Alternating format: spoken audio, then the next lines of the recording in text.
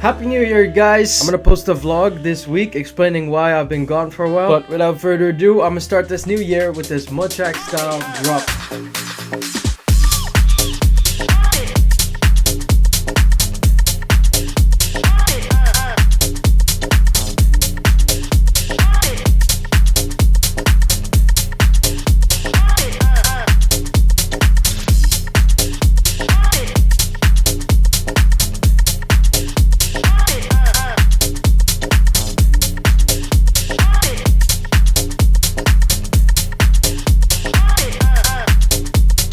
Alright, I made a video a long time ago about Mochakk, and I said how he was like the rising thing in tech house, in house music, and that old school house music. And guess what? I was low-key kind of right. I mean, the thing is, he never went. He's bigger now than he was ever. His style is ever evolving, but generally, we got this old school kind of really hard house music. I'm gonna get into it, but I would say the essence really is the percussion. So, in this tutorial, we'll have a free FLP, which is the first link in the description of this video. You can download and follow along. Some things might not be working, just comment down below it. What's not working for you, we can try to resolve it. One thing will be different, all these serum presets will be consolidated into audio files, so you have access to them. And if you want access to the actual serum presets that I'm using in this, then you can check out my serum preset pack if you do have serum. My entire collection, the best serum presets I've ever made for bass house, tech house, house music, anything in between. Without further ado, let's get into the first part of what makes this what it is, which is the drums. Let's start with the kick.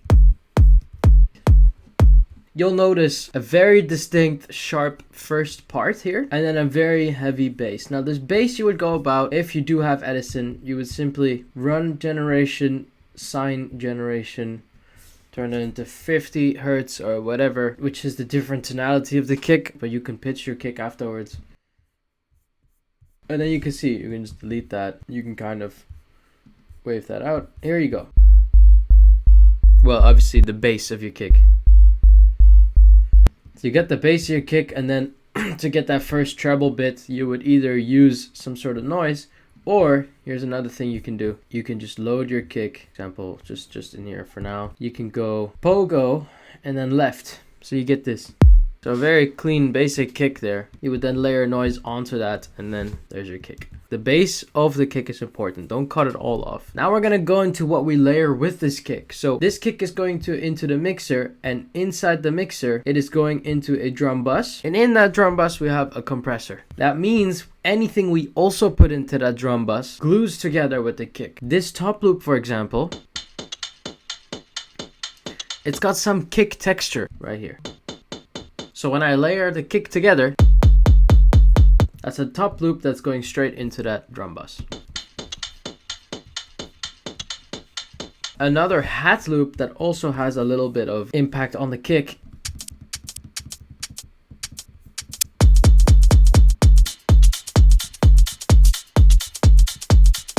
Without that compressor, we get this. With it,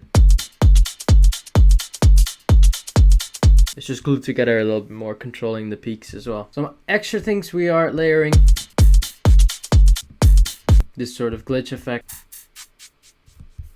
Just little textures like that is really, textures and percussion is really what makes a Mochakk track a Mochakk track. Next up, this clap from one of my packs that will be coming out soon. Which again, you layer together with the kick. And now the hats. You heard this one before, but that's one layer. And then there's this metally sounding hat.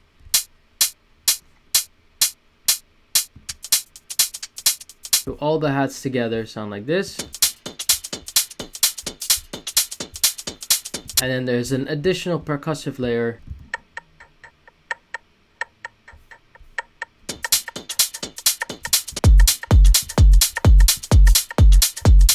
You know, how do you make a percussive loop groovy? You just gotta make sure when you look at one fragment here, one beat. I'm gonna create two examples here, and I'm gonna show you which one has groove and which one doesn't. And you just tell me if you can hear a difference. And then this one. There's a massive difference, but you only hear it in context. Let me add a kick. Now hear the other one. It's day and night. Swag. Surgical. We don't like surgical in music. It's supposed to have feeling. Once we decided we're using groove, we gotta use it for everything. This means our bass line has to follow the same rule.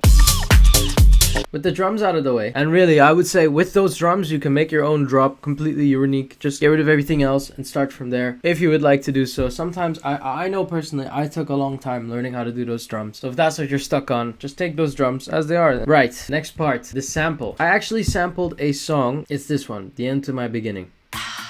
I'm not gonna play it in the video, but I did sample that. With that sample I created this and this.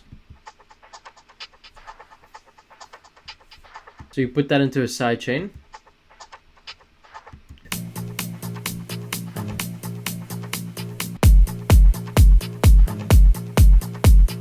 So the sampling, you know, it does make a big difference. It gives it a whole different vibe. I then also sampled Lollygala Holloway for this vocal, which is the same sample that Mochakk actually used for Jealous. That whole vocal that goes through the song is a Lollygala Holloway a cappella. Last melodic element here is this vocal loop, which just goes like this.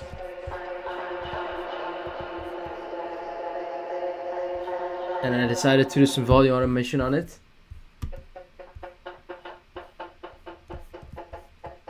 A little bit of an advanced technique, something that I do a lot in my own production. I just think it sounds sick. Oh, and there's that vocal too, which I don't like. It's just in there for context. You know, if you can find a good vocal. I don't like that vocal too much, but that would be a good place to put a vocal. And that brings me on to the bass line. Let's check it out. This is one of my serum presets, as I mentioned before. If you want to go check it out, it's on geckochord.com. So this preset's called Sheepskin.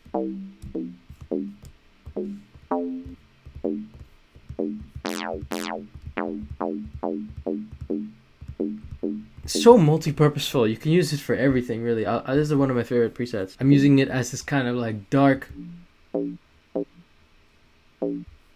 And as you can see, again, we're following that same groove. It's not, but instead it's. And okay, next thing, which is kind of, I would say, maybe even more important, the sub, which layers with that bass so nicely. One thing to be careful of when you do a bass line like that, make sure to cut the sub away if you intend to add a sub, which I do recommend. Because that means you can play with the stereo, imaging, and a lot of different things with a bass line that you cannot do with the sub. Sub should be simple, clean, not too much effects on it, if any, and right in mono. Now, the good thing is, my subs from my pack, you know, they come straight out the box, pretty nice. You don't really need to add many effects. A clipper is fine. That's just controlling the levels. You can see a parametric EQ to keep it within the sub and low bass range. And another one which automates throughout the track, you know, to create some dynamics to make the sub suddenly, you know, like come in slowly. So that's the bass line, which layers together with that sample.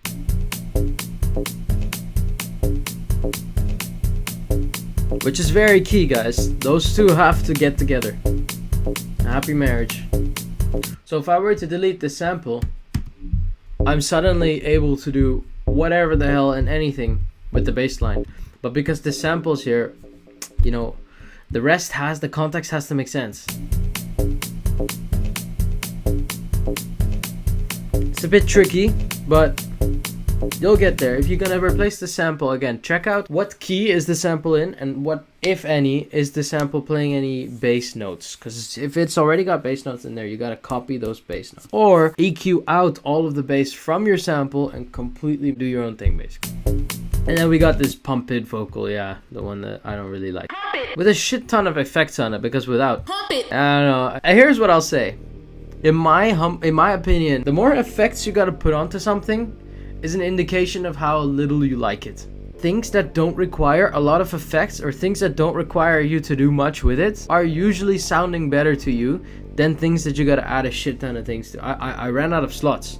You see what I mean? Right. I'm complaining about my own FLP here. But yeah, that's pretty much it, guys. Once again, a couple things will be different. The certain presets will be consolidated, and I might have organized it a little bit differently to be a little bit easier to look at, because as you can see, this is a pretty, I would say, pretty large FLP. Anyway, guys, once again, in a vlog that I'll be posting this week, I'm gonna explain my absence from YouTube for a long time.